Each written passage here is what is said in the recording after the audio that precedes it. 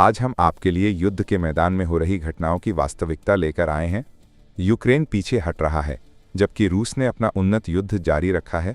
Putin की सेनाओं ने एक महत्वपूर्ण क्षेत्र पर कब्जा कर लिया है, जिसके चलते ज़ेलेंस्की ने अपने शीर्ष सैन्य कमांडर को बर्खास्त कर दिया है। ये वही कमांडर था जो कुर्स्क की लड़ाई में हार गया था। ये सब तब हो रहा है जब युद्ध विराम के लिए वैश्विक दबाव बढ़ रहा है। हालांकि युद्ध विराम की कूटनीति अपने ही उतार चढ़ाव से गुजर रही है। यूक्रेन लड़ाई को रोकने के लिए बेताब है ताकि उसकी वापसी पर रोक लग सके। दूसरी ओर पुतिन समुद्र में हमले के लिए सहमत होने से पहले अधिक समय चाहते हैं, जिससे रूसी सेना को आगे बढ़ने का अवसर मिल सके। महीनों की भीषण लड़ाई के बाद यूक्रेनी सैनिकों ने कुर्स्क से अपनी सेना पीछे हटा ली है। रिपोर्टों के अनुसार वे सीमा पार लौट गए हैं। यूक्रेन की कुछ सबसे विशिष्ट ब्रिगेड अब अपनी ही भूमि पर पुनः तैनात हो गई हैं, जो युद्ध के मैदान पर नियंत्रण में एक बड़ा बदलाव दर्शाता है। सीमा के पास स्थित 5 प्रमुख बस्तियों पर फिर से कब्जा कर लिया गया है, जिससे इस क्षेत्र पर रूस की पकड़ मजबूत हो गई है। युद्ध विशेषज्ञों और सैन्य विश्लेषकों का कहना है कि कुर्स्क की लड़ाई से यूक्रेन पीछे हटने को मजबूर हो गया है। अगस्त 2023 में यूक्रेनी सेना ने रूस पर एक अप्रत्याशित हमला किया था और कुर्स्क के एक बड़े हिस्से पर कब्जा कर लिया था। इसका मकसद न केवल सैनिकों का मनोबल बढ़ाना था, बल्कि भविष्य की युद्धविराम वार्ताओं में कीव की सौदेबाजी की स्थिति को मजबूत करना भी था। हालांकि 7 महीने से अधिक समय तक कब्जे में रखने के बाद अब कुर्स्क में यूक्रेन की पकड़ पूरी तरह खत्म हो चुकी है। क्रेमलिन के प्रवक्ता दिमित्री पेस्कोव ने रूसी सेना की सैन्य प्रगति को सकारात्मक बताया है और इस बात पर जोर दिया है कि रूसी सेनाएं लगातार उन क्षेत्रों को पुनः हासिल कर रही हैं जो पहले यूक्रेन के नियंत्रण में थे। उन्होंने कहा कि कुर्स्क क्षेत्र में रूस की सेना सफलतापूर्वक आगे बढ़ रही है और अभियान सुचारू रूप से जारी है। कुर्स्क के नुकसान के चलते कीव में बड़े राजनीतिक परिणाम सामने आए हैं।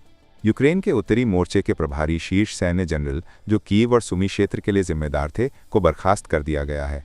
इस अधिकारी का नाम दिमित्रो यारोश है, जिन्होंने यूक्रेनी बलों का नेतृत्व किया था।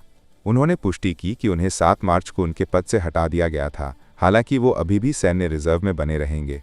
उनकी अचानक बर्खास्तगी यूक्रेन के सैन्य नेतृत्व में एक महत्वपूर्ण बदलाव का संकेत देती है, और वो भी ऐसे समय में जब युद्ध अपने निर्णायक मोड़ पर है।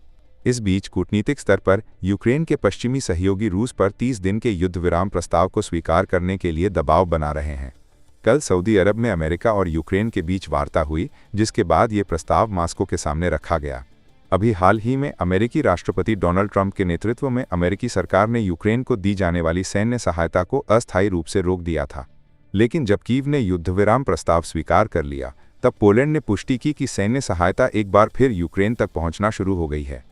रिपोर्टों के अनुसार रूस ने इस प्रस्ताव पर चिंता व्यक्त की है और सुझाव दिया है कि किसी भी शांति समझौते में उसके क्षेत्रीय लाभों को मान्यता दी जानी चाहिए। क्रेमलिन का कहना है कि किसी भी वार्ता में रूस की सुरक्षा आवश्यकताओं को ध्यान में रखा जाना चाहिए। रूस की सहमति प्राप्त करने के लिए जल्द ही राष्ट्रपति व्लादिमीर पुतिन और अमेरिकी राष्ट्रपति डोनाल्ड ट्रंप के बीच फोन पर बातचीत होने की संभावना है। क्रेमलिन ने स्वीकार किया है कि यदि आवश्यक हुआ तो ये वार्ता बहुत जल्दी आयोजित की जा सकती है। दूसरी ओर यूक्रेनी राष्ट्रपति वोलोदिमीर ज़ेलेंस्की ने कहा कि कीव को इस 30 दिन के युद्ध विराम प्रस्ताव पर रूस पर बिल्कुल भी भरोसा नहीं है। उन्होंने स्पष्ट रूप से कहा, हम रूसियों पर भरोसा नहीं करते। हम पहले भी उनके झूठे वादों के शिकार हो चुके हैं, लेकिन हम इस धारणा को भी नहीं बढ़ावा देंगे कि हम युद्ध समाप्त नहीं करना चाहते। यह पूरी तरह से रूसी प्रचार का हिस्सा है। अब सवाल ये उठता है कि क्या रूस इस युद्ध विराम प्रस्ताव पर सहमत होगा? युद्ध और कूटनीतिक वार्ता के बीच आने वाले कुछ दिन बेहद महत्वपूर्ण साबित हो सकते हैं। यूक्रेन की रणनीतिक वापसी, रूस की सैन्य बढ़त और वैश्विक दबाव, इन सब के बीच हालात किसी भी दिशा में जा सकते हैं। क्या ये युद्ध किसी समाधान की ओर बढ़ रहा है या फिर एक नए मोड़ की ओर? इसका जवाब जल्द ही सामने आएगा। आगे की अपडेट्स के लिए हमारे साथ बने रहें। अगर आपको ये रिपोर्ट पसंद आई तो इसे शेयर करें और अपनी राय कमेंट में बताएं। जय हिंद। मिलते हैं अगली रिपोर्ट में।